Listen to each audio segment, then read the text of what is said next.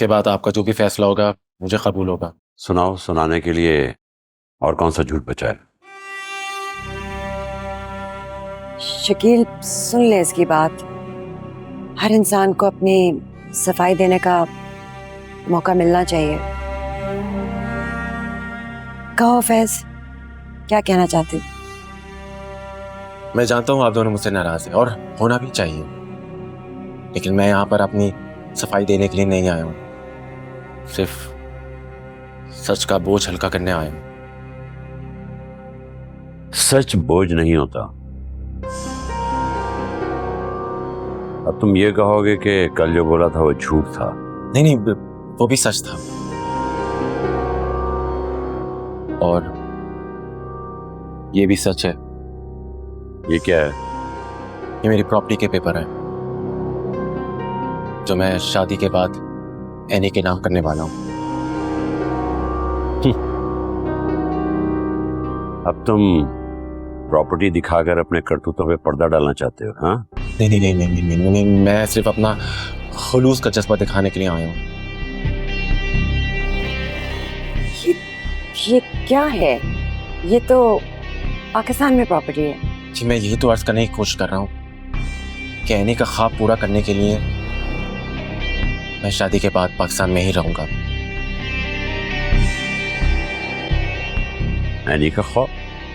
जी, वो चाहती है कि इस शहर का हर शख्स उसके हाथ का बना हुआ खाना खाए, तो मैंने सोचा कि मैं यहीं पे रहकर इमोशनली, फाइनेंशियली हर तरह से उसका सपोर्ट करूं। अगर आप मुझे माफ कर दें और एनी अब भी इस रिश्ते को कायम रखना चाहती है, तो अगर आप उस पर राजी हो जाएं तो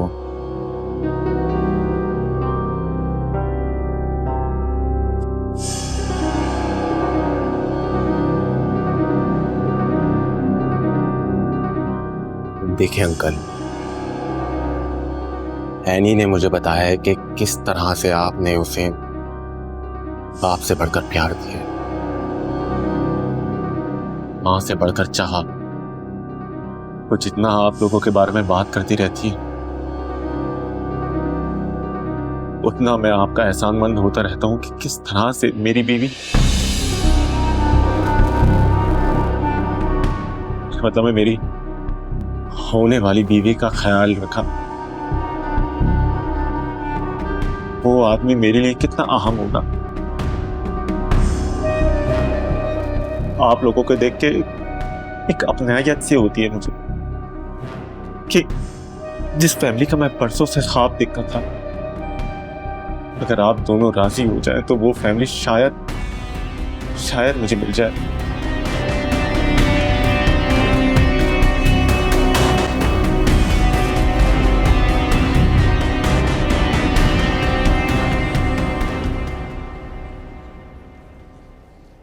सारा प्लान बनाया और खुद गायब हो गया। अजीब इंसान है। क्यों? तुम्हें मेरे साथ बैठने में कोई इशू है? नहीं, इशू तो नहीं है, लेकिन शक जरूर है। अरे यार, क्या हो गया? मुझ जैसे मासूम लड़के पे तुम शक कर रही हो? कितनी जालिम लड़की हो तुम यार। तुम और मासूम, सारी मासूमियत जानती हूँ मैं तुम्हारी। अच्छा, और क्या क्या जानती हो तुम मेरे बारे में? यही कि तुम्हारी बातों का मतलब वो नहीं होता जो नजर आ रहा होता है। ओह अच्छा जी, यानी तुम कुछ ज्यादा ही जानने लगी हो मेरे बारे में। I like it, interesting. क्या करूं, बचपन से जो जानती हूँ तुम्हें। मैं भी।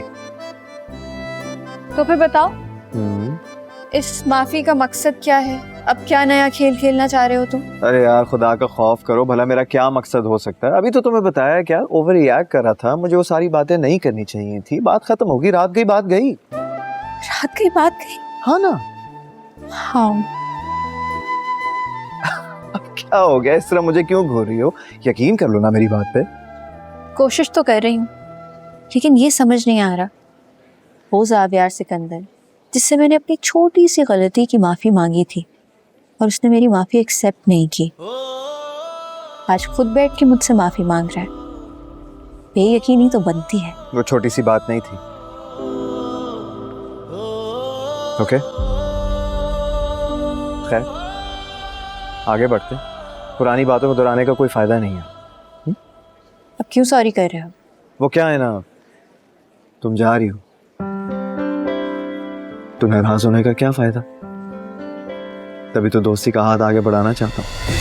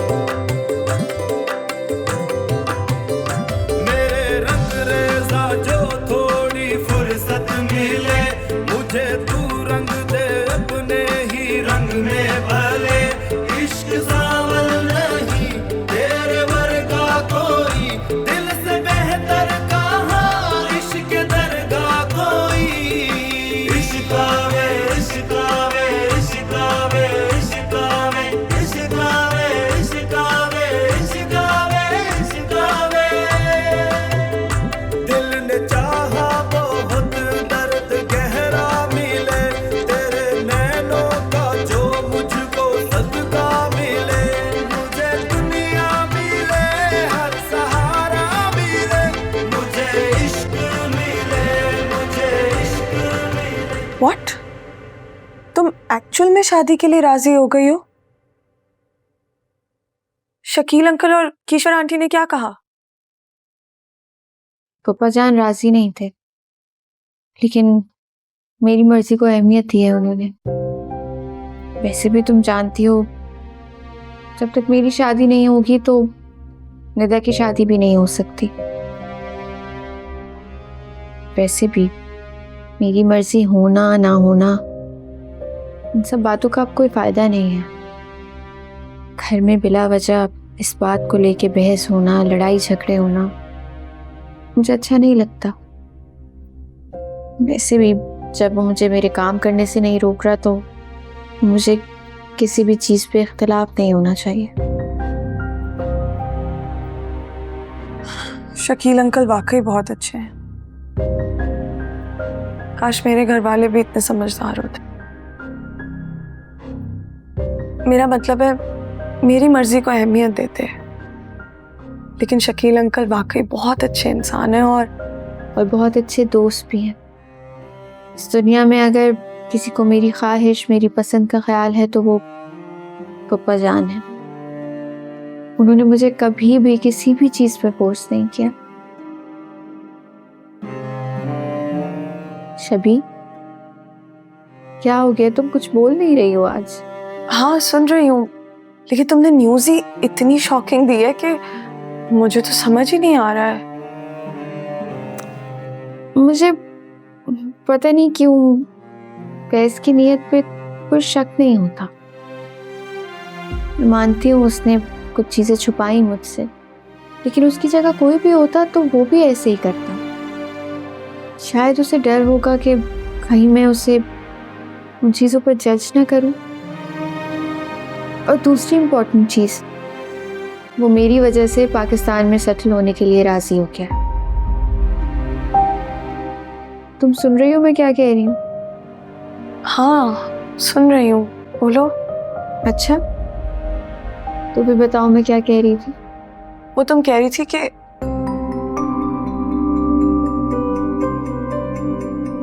पता नहीं यार, मेरा आजकल पता नहीं मैं क्या क्या सोचती रहती हूँ, लेकिन खैर जो मैं सोच रही हूँ वो बिल्कुल ही अनइम्पोर्टेंट है। मुझे ये बताओ कि अब शादी कितने दिनों में है, क्या डेट्स डिसाइड हुई हैं? 2 हफ्ते बाद है।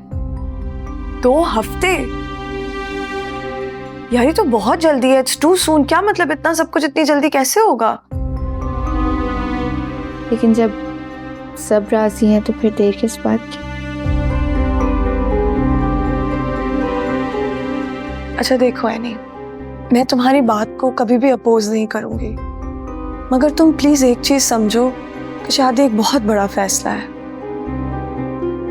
प्लीज सोच समझ के करना, कहीं बाद में तुम्हें कोई पछतावा ना हो। तुम परेशान लग रही हो, कोई बात है क्या?